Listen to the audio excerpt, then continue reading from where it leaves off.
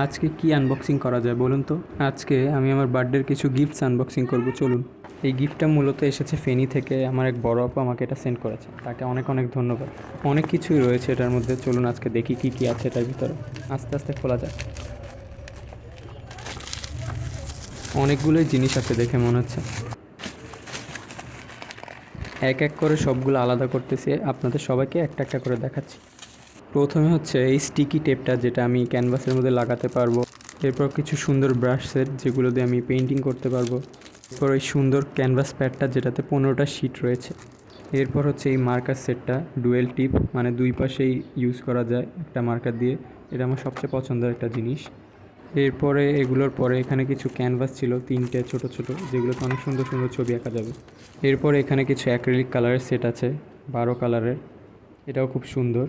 এর সাথে সাথে রয়েছে একটা কালার প্যালেট, যেটা আমার ছবি আঁকতে অনেক সাহায্য করবে। Thank you. এবার আনবক্সিং করতে যাবো আরেকটা ছোট্ট জিনিস। এটা হচ্ছে ক্যানভাসের একটা সেট, যেখানে অনেকগুলো ক্যানভাস ছিল, ছোট ছোট, ছোট থেকে বড় একদম সাজানো ছিল। সবগুলোতে এক একটা এক এক রকম ছবি আঁকা যাবে, এই জন্যই আরও ভালো লাগছে। টেপ দিয়ে অনেক প্যাঁচাইছে, যার জন্য খুলতে খুলতে অনেকগুলো সময় চলে গেছে অলরেডি।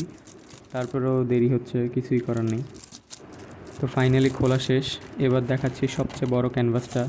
বড় থেকে ছোট পর্যন্ত একটা একটা করে সব দেখাচ্ছি। আগে এখানে কাউন্ট করি কয়টা ছিল। এই একটা, দুইটা, এরপর হচ্ছে এই তিনটা, এই চারটা, পর পাঁচটা, ছয়টা, সাতটা, আটটা, এই লাস্ট 9টা। সবগুলোই আনবক্সিং করা শেষ। সবাইকে থ্যাংক ইউ।